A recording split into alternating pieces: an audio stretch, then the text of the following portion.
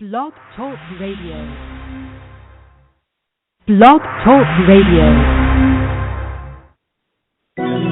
Franchise interviews. From Easton, Pennsylvania to Sydney, Australia, you're listening to Franchise Interviews. Franchise Interviews.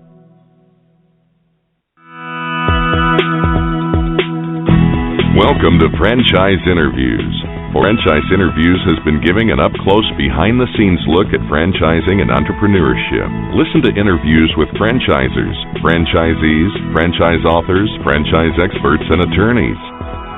And now, welcome your host, Marty McDermott, and Franchise Interviews.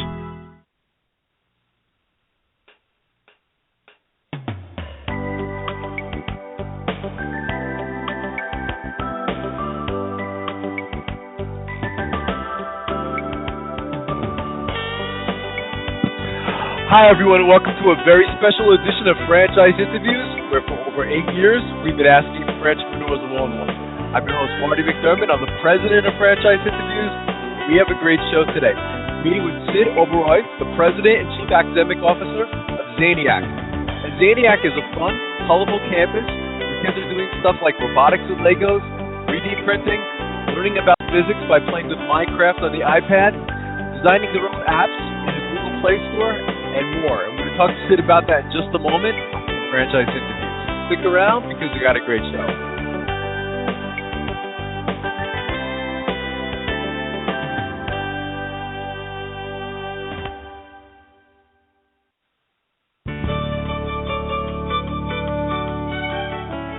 Are you one of those special people who are willing to go after your dreams and goals?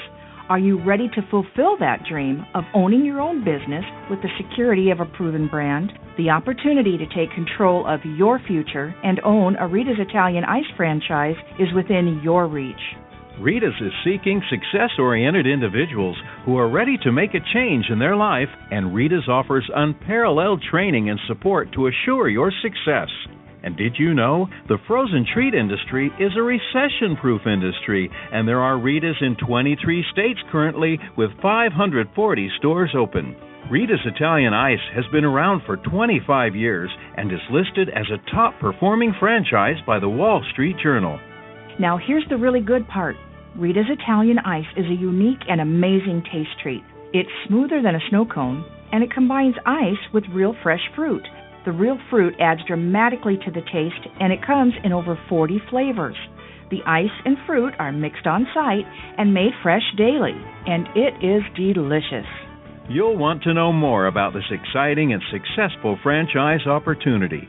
Go to www.ownaritas.com and get all your questions answered. That's www.ownaritas.com to take control of your dreams and future today. You don't want to wait any longer to be a part of this adventure. www.ownaritas.com.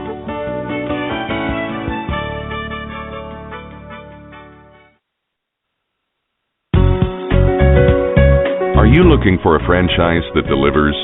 Businesses will always need shipping, and for more than 25 years, loyal customers have depended on Unishippers for reliable savings and exceptional customer service. Unishippers is focused on just one thing: helping small and medium-sized businesses save time and money on all their shipping needs. And as the largest reseller of complete shipping services in the country, we have the buying power to ensure that we succeed. The Unishippers franchise offers low startup costs, no equipment or real estate required because they're not retail, residual income, and a quality of life and work-life balance. For more information on becoming a Unishippers franchisee, go to www.unishippers.com and click Franchise Opportunities, or call Franchise Development at 801-708-5822. That's 801-708-5822.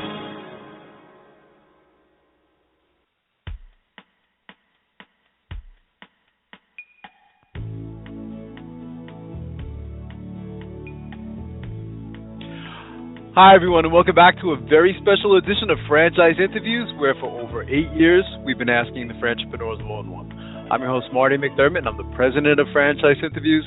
And as we were saying earlier, we have a great show today. We're meeting with Sidharth Oberoi, the President and Chief Academic Officer of Zaniac.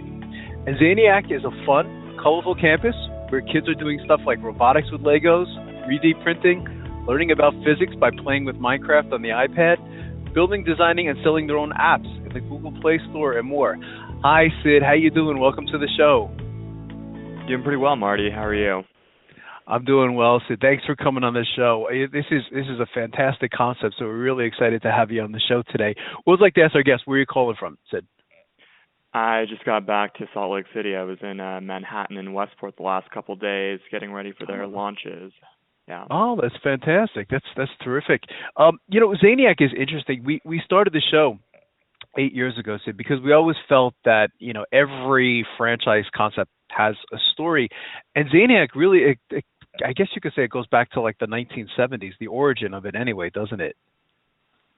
Yeah, absolutely. My co-founder, Paul Zane Pilzer, had always thought that interactive learning was the wave of the future for making sure that students were very well versed in terms of learning and had a more customized learning experience, because as we all know, learning is very different from student to student, and they all learn in different capacities. So having an interactive environment where students are able to learn through a very positive mechanism is exactly the type of experience that we're hoping to produce at Zaniac. And I think we've gone a long ways over the past couple of years, over the past 30 years, I might say, in terms of improving the learning. But what we recognize is we're not focusing enough on science, technology, engineering, and math, and that's exactly what we at Zaniac are trying to do.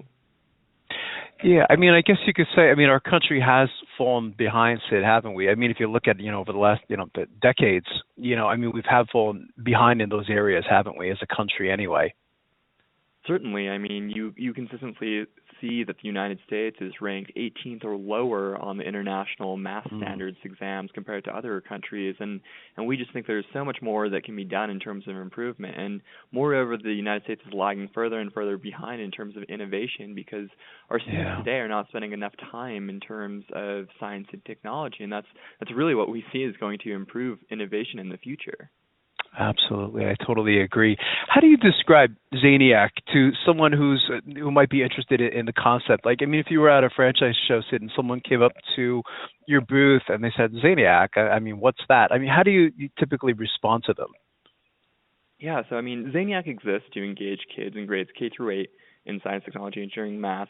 The idea is that Zaniac is like school at its best. It's not learning. It is learning, but it feels like play, right? You think back to the moments where you had the most fun while you were in school. It was when you were on a field trip, when you got to go to the zoo, planetarium, et cetera, But those were one-time experiences throughout the duration of the year, or maybe once a semester. But we don't think these types of experiences should be isolated to once a semester or once a year. We think that's something that can happen every day or every week at Zaniac. We want to create a fun experience and an after-school learning center where kids come to supplement their education. We're not saying that we're a replacement for school, but we're saying that we provide a really positive environment. The kids are having fun. They're learning a lot subversively by playing fun games like Minecraft. They're doing some computer programming, and moreover, they're creating their own games that their peers can play with. It's so interesting that you said that, Sid, because, that's very true. I remember as a young student, I wasn't a very good student. I eventually went on to get a doctorate degree. But, as a young student, you're right. Just the one day a year that I always liked was the class trips, going to Philadelphia or going into Manhattan or something like that, and that's where I always felt I learned the most. And Zaniac is that experience. It's almost like having, as you say, a class trip every day, isn't it? Exactly. Kids get to do very cool things while they're here. They make their own 3D printed creations. They design their own apps. They dive into fashion design even, which is really fun. It looks like, when I was on the website a couple of days ago too, Sid, it does. It has that. It's an experience, Zaniac, isn't it? You can see all the kids, happy and smiling and, just interacting with each other. And, I suspect that it also increases a child's confidence as well, doesn't it? Exactly. I mean, it's exactly what you're saying. It's a fun place where students can go, and moreover, when parents come to pick up their kids, they don't want to leave. It's actually a struggle for the kids to say, "Hey, mom, I want 5 more minutes," or "Dad, I want 5 more minutes. I need to finish this activity," or "I want to play for 5 more minutes," or "I want to finish this project that I've been working on." And it's a bright, fun, colorful space. We don't want it to be dreary or drab like the school where they're out for 8 to 9 hours a day. We want it to be something that's a long-term, fun, exciting place that they don't get sick of because they always have something new to do while they're here. That's fantastic. Technology plays a big part in Zaniac, doesn't it, Sid? Maybe we could talk a little bit about, how technology has played a role in your business. Absolutely. I mean, technology really exists at Zaniac from the ground up, from our operating system, which is really what enables franchisees to run their business. It allows them to do everything from marketing to their clients to taking money from their clients through a very solid e-commerce app. But more importantly, it allows their instructors to communicate with the parents of the students. It allows them to schedule their students and say, all right, you're going to have 4 kids learning Minecraft in classroom 2 today, and we're going to assign Johnny or Marty to be the instructor for those 4 kids from this time slot. Wow. So it's a very extensive CMS and LMS, but realistically, our Zaniac operating system is what we created to make this franchise as successful as it's been. So it enables a franchisee owner to be more of an absentee owner if they so choose, and allows them to really have a designated manager that takes care of the day-to-day operations. But the flip side of that is technology is everywhere we are at with our kids. Each of the courses has a very integral technological component, whether it's playing Minecraft on the computers or whether it's doing some computer programming and coding or programming a robot to do X, Y, or Z task. That's fantastic. It sounds like something like adults would want to be part of, Sid. I mean, that's a question that we get all the time. Like, parents are always asking, can I take this class? Exactly. As are our franchisees. They're like, well, I want to buy this franchise so I can take these classes and learn on my own. That's fantastic. The industry that you guys are classified in too, it seems like there's a lot of growth in your particular industry as well, Sid. I mean, are there any numbers as far as like growth rates or anything like that? Well, we're in a very interesting space. A lot of individuals will oftentimes try and compare us to the tutoring industry, which we definitely do not consider ourselves to be. We're not your traditional tutoring centers that exist out there. We position ourselves in the enrichment space. So I mean, there's a lot of growth happening with tutoring, with Mathnasium just blowing up over the past couple of years. But moreover, we're so much more aligned in the enrichment space because all these other organizations focus on math and reading, whereas we focus on STEM enrichment, and these are opportunities that aren't given to students on a daily basis within school. But we're seeing more and more locations popping up across the country, a lot of mom and pops that are trying to do STEM enrichment, but they don't necessarily have the resources to write a curriculum and have an operating system and really penetrate the market like we're able to with our operating system and with our resources that we have in terms of the extensive amount of curriculum that we've curated over the past 4 years. That's great. Maybe we talk a little bit about your franchisee, Sid. I mean, what characteristics does Zaniac look for, when kind of interviewing or meeting with a prospective franchisee?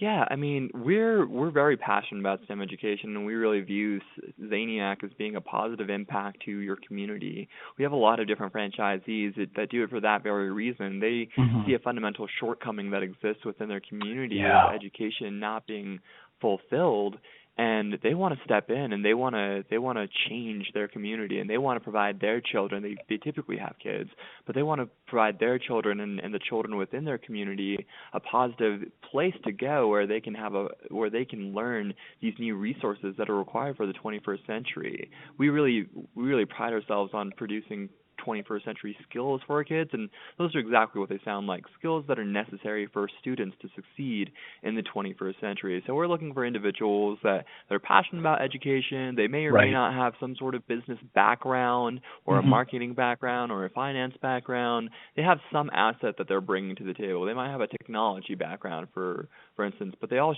share the similar characteristic of being passionate about STEM education and really wanting to improve their communities in some capacity. And that being said, they recognize that this is a tremendous business opportunity where they can make some money while doing this, and ultimately that's why you get into franchising to begin with. You don't want to do a lot of the legwork and the groundwork, and when they see that we have a lot of the curriculum and operational groundwork done for them, it makes it a lot easier for them to jump on in and get started with Zaniac moving forward. That's great. How does the training work, Sid? I mean, once you decide, someone decides that they want to become a franchisee, I mean, do they come out to your corporate headquarters? Is that typically how it starts off? Yeah, so we have two different types of training processes. We have training that's conducted at our corporate site in Salt Lake City, where they spend 2 to 3 days here. They observe the campus, they observe the operations. They'll probably send their manager out as well. And their manager will shadow our managers in our corporate locations in Salt Lake and Park City, and they'll actually run the campus for a couple of hours. They'll interact with parents. They'll start to see what's going on. But moreover, the flip side of that is we do on-site training at their locations for 4 to 5 days prior to their opening, where we train their first round of instructors on how to teach the curriculum, as well as get their manager up to ground, and then we stick around for the grand opening and help them out a little bit more to make sure they're comfortable and are ready to run the operations of the business. That's great. What is a typical day like? I guess if there's such a thing, Sid, for a franchisee, I guess you could say from like the morning and everything else in between. Yeah, we're such a unique franchise. I mean, just because of the hours of operations that exist, it's not your traditional long-term franchises if you're getting into restaurants or things like that. We're moreover, during the school year, our locations are open from 3 to 7 or 3 to 8, depending on where you're at. And then during the summer, we're open from like 8:30 to 4:30 p.m. So definitely you're pulling in the full day during the summer months. But during the school year, you're probably checking in around noon. You're checking your email. You're checking your voicemail to see all the individuals that have indicated interest. And then you're communicating with your manager to make sure that you have the viable staff in place to teach the kids that are coming in from Minecraft and 3D printing and computer programming and all the courses that they're there for.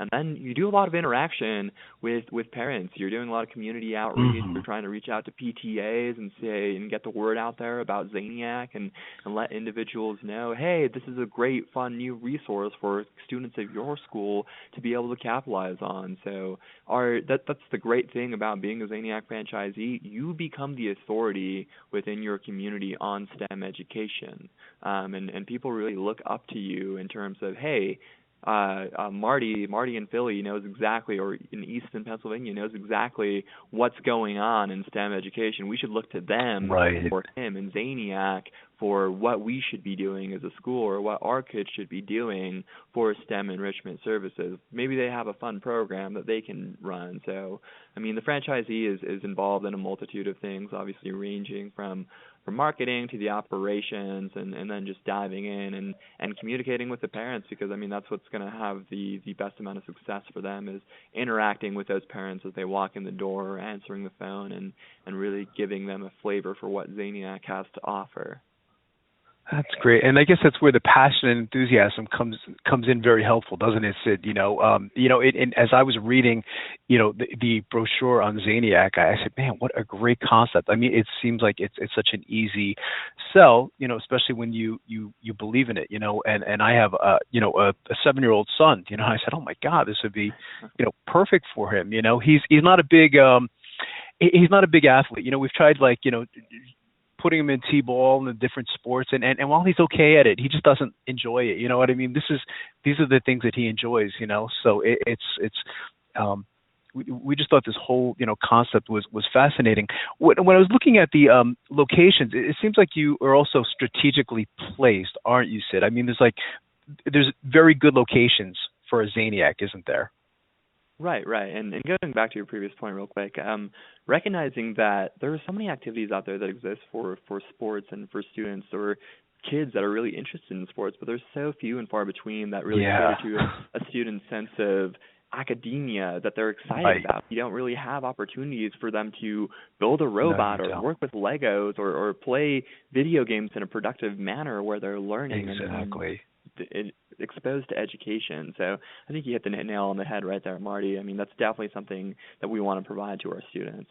But going back to strategic locations that we're placed in, absolutely. We think that we're starting out. We're only a couple years old. We've only been doing franchising since late 2014, but we're definitely looking into areas that have a high emphasis on academics and recognizing that's where we'll have immediate success. So we opened up our first location in Greenwich, Connecticut. We opened up in Westport, Connecticut on Wednesday. We're opening up in Manhattan, Boston. We opened up in Miami back in May. We're opening up in Santa Monica, Dallas, all areas which have a high emphasis on education, where you recognize that that's what the parents are looking for, additional outlets for them to supplement their students' education. Obviously, this is something that we believe is beneficial nationwide, if not worldwide, where everyone needs exposure to these types of programs. But to get our feet off the ground and really start running, we're setting up in areas where there is such a high emphasis on education. It seemed like too is being located also next to like you. I think I was reading in the brochure, Sid, you were mentioning like maybe like a Starbucks or something like that. You know what I mean? Where the parents can drop their children off and perhaps like have a nice cup of coffee or something like that. And just get some things done and then come back and pick their children up. I thought that was very clever as well. Yeah, it's kind of like a perfect model for a parent too, right? Yeah. It's dropping your kid off sure at a Zaniac for 90 minutes, and then mom and dad have 90 minutes to do whatever they need to do. They have errands to run, right? So we try and locate ourselves next to a Starbucks, as you're mentioning, or a Whole Foods where they can quickly do their shopping, or a Massage Envy, or a gym even, right? They have 90 minutes. They can go knock out a workout real quick, get a quick massage, or go grocery shopping and knock out some errands that they have to do. That's fantastic. The majority of our listeners, Sid, we call them aspiring franchipreneurs. They have it in their mind that they want to go into franchising, but in doing the show, almost 9 years now, we've learned that most of them don't even know where to begin. And you deal with a lot of aspiring franchipreneurs, and you have contact with them. What advice would you give to our listeners in their quest to buy a franchise?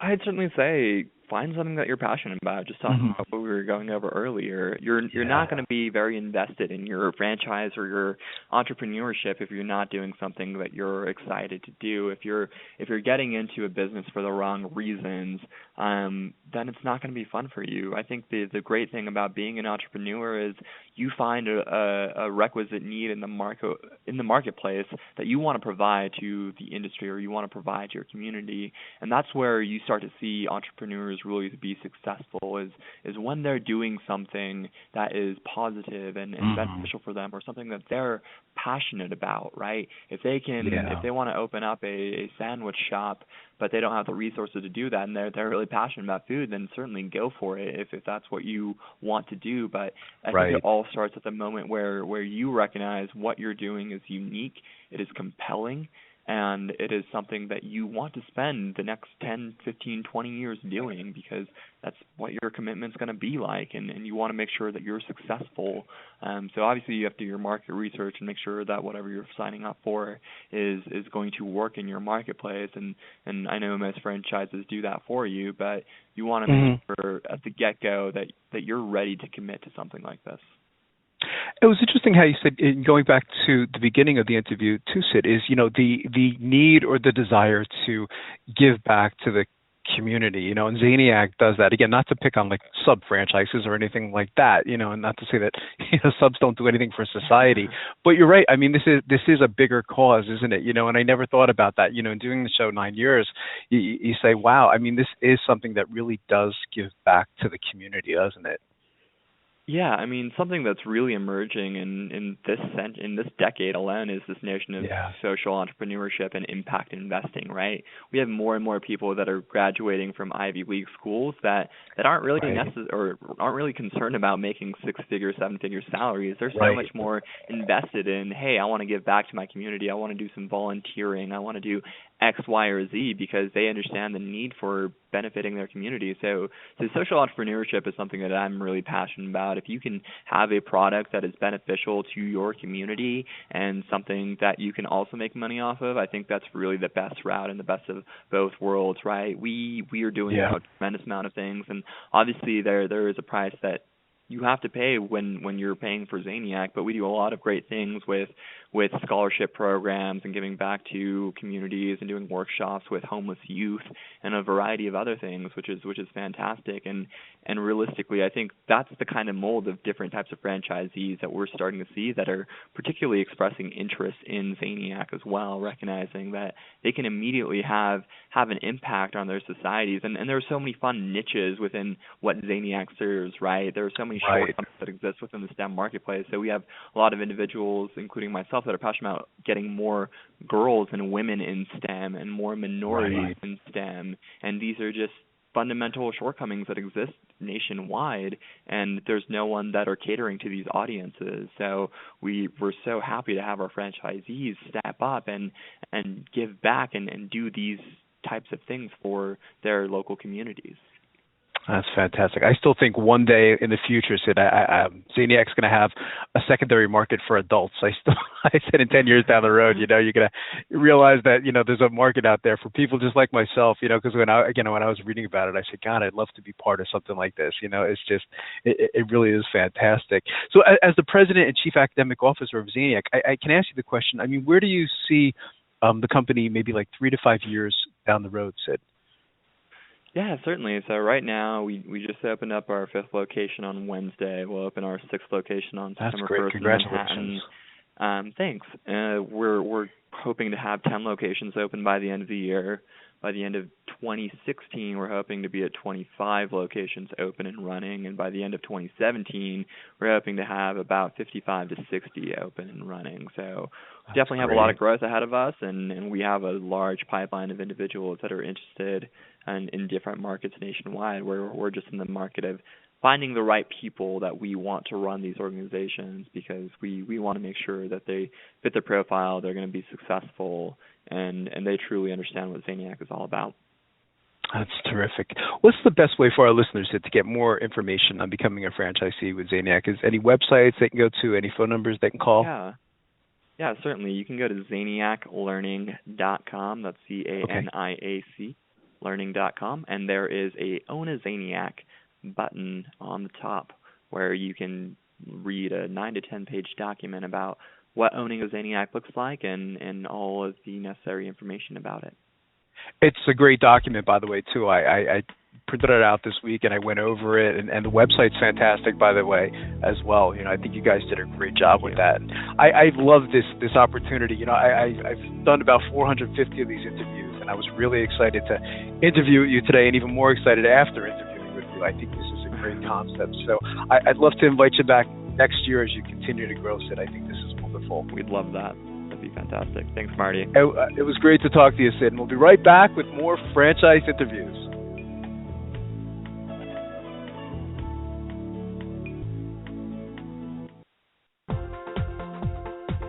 Need a business loan? Talk to Diamond Financial Services, the experts in franchise financing nationwide. Whether you're looking to start a franchise, acquire an existing franchise, or expand your territory through opening new locations, Diamond Financial stands by your side start to finish.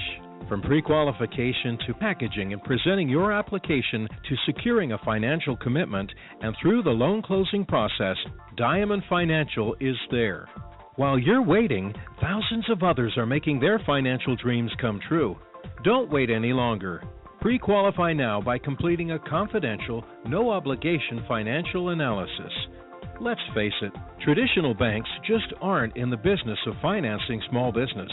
At Diamond Financial, we specialize in securing franchise loans from $100,000 to $3 million and equipment leasing up to $150,000. Let us help you get started.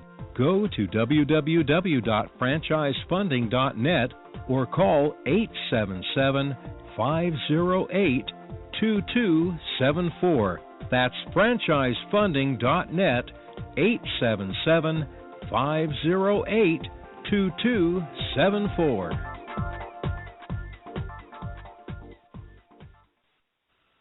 Franchisers, are you looking to reach aspiring entrepreneurs looking to buy a franchise?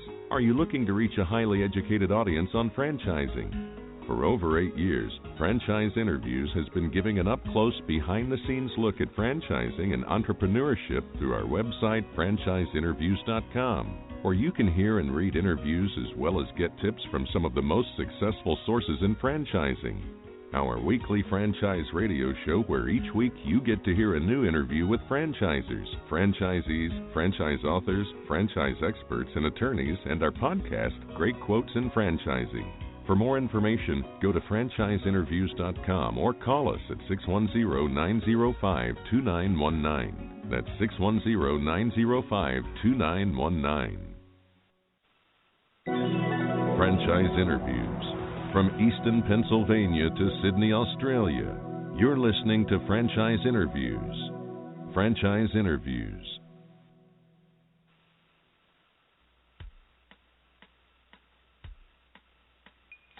Hi everyone, this is Marty McDermott from Franchise Interviews, and welcome to another edition of Great Quotes in Franchising, where each podcast you get to hear a great quote in franchising. You know, Franchise Interviews has been hosting this show now over 8 years, and we've done over 400 shows. And, you know, a lot of people don't know this, but we actually started off as a newsletter in 2006. We had a handful of subscribers, and the newsletter started to build over time. And we got a proposal to turn the newsletter into a radio show. And I originally said no to the idea. I was terrified about doing a radio show. And I thought about it for about 3 days, and I said, you know what? I'm going to take a chance.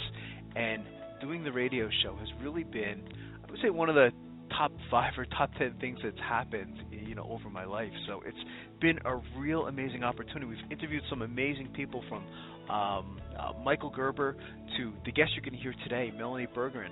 Melanie is in our Great Quotes in Franchising podcast for today, and she is the chair of Two Men in a Truck, and she was on our 6-year anniversary show. We put a lot of thought as far as who we'd like to have on the anniversary show, and she was a perfect choice, a wonderful interview.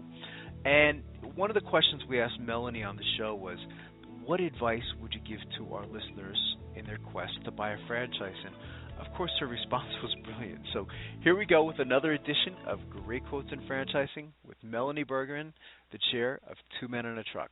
To go or grow, they add a truck, add a truck, add a truck. And then if, depending on what the economy's doing, then you could take a truck out if you had to. Whereas with other franchise systems, you usually have to add a store, add a location. So it's just another beautiful thing. I'm using every second of your time I can to encourage people to think about this business as an opportunity. It's an amazing opportunity. And, you know, I guess I could officially call you an expert. I know that I believe you are a certified franchise expert.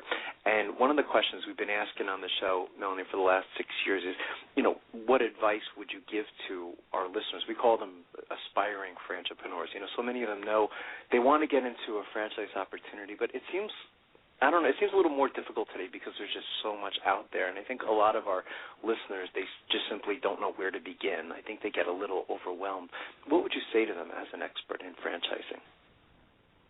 I would look at the concept and think about who the audience is that you'll be working with. Right. Because no matter what product or service it is, it's not really the product or service, it's who you're delivering to. And, you know, is this an audience that you could be comfortable with? I guess that would be the first thing I would look at. Second, are there unit economics? Third, is this a fad? Is it going to be around 10 years from now?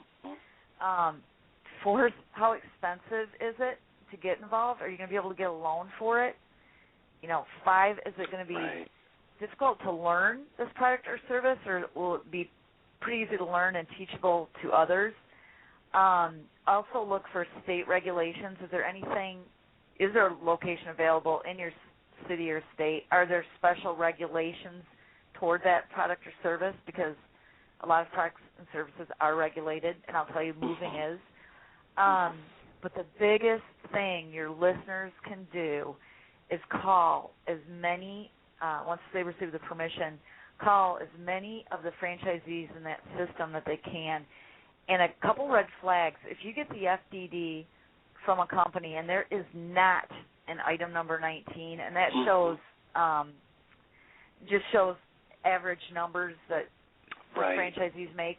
That's a red flag, and find out why they don't have that in their FDD. Secondly, when the prospect does receive permission to call franchisees and they give you a very short list, that's a red flag. And it'd be nice, 2-minute truck, we give all of our franchisees, even people that have left the system, because we want that prospect to call as many people as possible. And if they say, I would never do this, I made a big mistake, then the prospect should ask, well, you sound disappointed, would you do it all over again? And if they say never, then it might be good for the prospect to say, then would you be willing to sell your location? The truth will bubble up in that answer.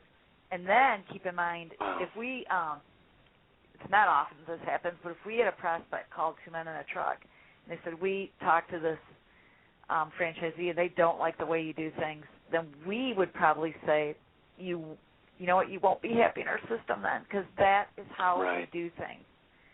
So I think for a prospect, they're going to get a bulk of their education by checking references. Very, very, very, very important. Wow, that's a great question. I never heard that before, in all the years I've been studying franchising is, if someone said, they never would have got into it again, then you say, well, would you sell me yours? And they said, no. That would be like, well, okay, I never thought of that. I mean, that's very clever. I had a feeling your response would be, nothing less than spectacular. It's So thank you, everyone, for listening. If you'd like to hear that whole interview with Melanie Bergman, the chair of 2 Men in a Truck, you can actually go to franchiseinterviews.com. You can go to our franchises listed alphabetically page and just go to 2 Men in a Truck. You can go to our franchises by category page and go to our home services page. And we'd like to thank everyone again for making this podcast and this show such a big success. It's amazing that we've been doing it now 8 years, and we hope to do it another 8 years. So thanks, everyone, for listening, and we'll see you soon with another edition of Great Quotes in Franchising from Franchise Interviews. Take care, everyone.